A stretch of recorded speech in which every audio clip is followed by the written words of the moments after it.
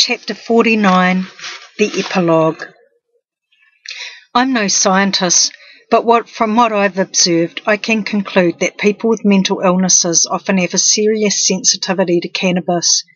Generally speaking, the people in the mental health system who are not getting better are the ones who have addiction problems coexisting with their mental illness. What came first, the drug and alcohol abuse or the illness, becomes an irrelevant aside, as is debate over how much or how little it takes to trigger the sensitivity. The difficulty with getting help for these issues is the way our health system has traditionally compartmentalised these conditions as separate entities.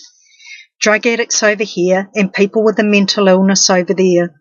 This is starting to change with the development of integrated services, but as yet there does not appear to be a cohesive and credible treatment modality underpinning service delivery. This is hampered further by the Ministry of Health funded service providers' adherence to the harm reduction model. This adherence means that there is little political will or resourcing for encouraging people with mental illnesses to totally quit one of the biggest impediments to their well-being and recovery, their so-called recreational drug and alcohol use.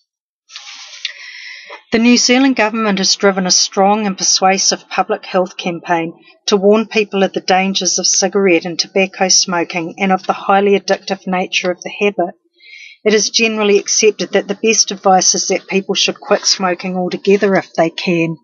The government-sponsored Quit line has been put in place in recognition of the fact that people need help and support to make the change. But these same government entities have largely failed to publicly acknowledge that the reality of addiction applies to other widely available drugs as well. It is a societal denial and is perpetuated by simply doing nothing. You would be hard-pressed to find an inpatient service in New Zealand which seriously addresses and provides appropriate treatment for both a person's addiction and their mental illness. But as we are increasingly seeing the effects of alcohol and drug-fueled mental health issues amongst our population, the time for change has come. My own story underlines how these are not easy problems to resolve. For an addict to stop using, we have to really want to, and it can be any number of dire circumstances that occur before we reach that rock bottom, that point at which there is no other option but to stop using the drugs. But in service provision, we must keep trying. We must make the time, the facilities, the people and the money available to meet that need. We must be willing and able to catch people at that moment when they feel desperate enough to consider the possibility of quitting. That window often does not stay open for long, and there is no place for waiting lists in effective service delivery. As a society, we cannot afford to give up on people, no matter how long it might take them to get clean and to stabilise their mental illness. The social and economic costs of continued denial and inaction are too high. The only sane option that remains is to provide the necessary resources to give our addicted and ill members of society the optimum circumstances to find and begin recovery. There is a way forward in creating models of practice that work for people with a dual diagnosis. A positive start has been made in developing and co-opting the ideas and initiatives of mental health service user groups. The small but encouraging growth of peer support as a recovery principle and method of practice is a big step in the right direction.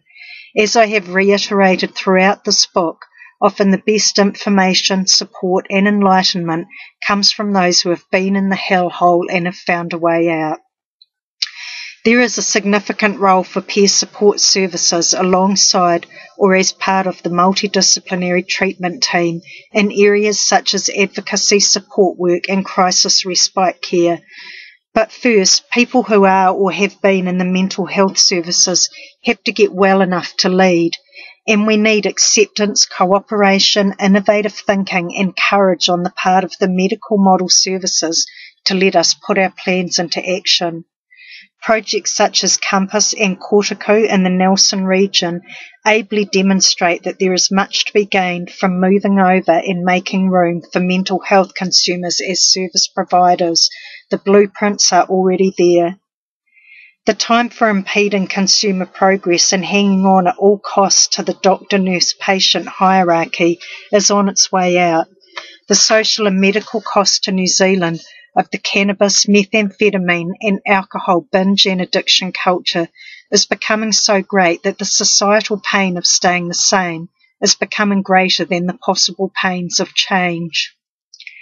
Doing the same thing over and over and expecting different results is one definition of insanity, and it seems to be where a lot of our state-provided mental health and addiction services in New Zealand are at today. An act of political bravery is becoming urgent, that is, to deliver the challenge to alcohol and drug services to reconsider the wisdom of keeping the harm reduction model as the centrepiece of their modus operandi when working with dual diagnosis clients. Clinging tightly to this model is holding back necessary funding and political will to explore other treatment options.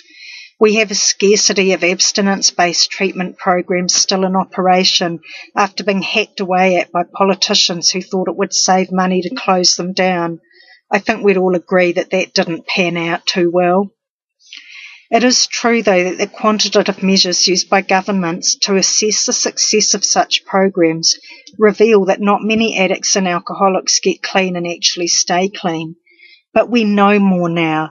We know that if we treat the whole person, appropriately diagnosing and treating mental illness in concert with addiction treatment, we have a better chance of improving those rates. It is not official policy, but some community psychiatric teams have adopted a zero-tolerance stance of refusing to respond to call-outs where the person displaying psychiatric symptoms is under the influence of alcohol and/or drugs. Their argument is along the lines of that there's nowhere to take the person, the mental health units aren't pleased to see them, so that leaves the police cells. They argue that it is not their job to put their staff at risk and continually tie up resources needed for the people that aren't drunk and stoned or high on pee. To me, this begs the retort of, well, somebody needs to go and get them. It is not really okay that there is nowhere to take this person. That is no longer an acceptable or tolerable situation. Any cry for help deserves an humane response. So they don't make it, they run off and bust. We keep trying. You never know what little miracle might occur in the midst of that person's self-destruction to lead them back to attempt recovery again. I reflect upon my own story and those of others I've met through recovery. We were the incurables. We were those whose conditions appeared hopeless. People thought we were doomed. We thought we were doomed. But we have been granted a second chance at life, or a third, or a fourth, and we are doing okay. It is my view that we need a broader range of flexible, available mental health and addiction services, especially at the inpatient level. One size does not fit all, but many of our worst sufferers are already in our prisons or psychiatric hospitals, so why not do more work with them there? It's a captive audience, so to speak, in the boredom and desperation of an institution. It's not like they're too busy to attend. Right now in New Zealand, we are discovering that it is ultimately more costly not to treat these conditions. It is also inhumane. Untreated mental illness and psychosis is torture to the sufferer. With regard to our justice system, just because a person is a prisoner doesn't make it right to deny or simply fail to provide appropriate assessment and treatment. Surely the outcomes are better for everyone if people who need it can receive this. For our hardcore population of chronic dual diagnosis patients, we may be putting in their hands the tools for survival and hope, and maybe, just maybe, for a future. That surely is a gift worth giving. Recently I was reading an article about the guiding philosophy behind Team New Zealand, our America's Cup yachting syndicate. It was discussing how every decision made at every level of the company is postulated against the question, but will it make the boat go faster? This got me thinking, what if every time a law was being considered before Parliament, it was postulated against the question, but will it be better for our most vulnerable citizens? The end.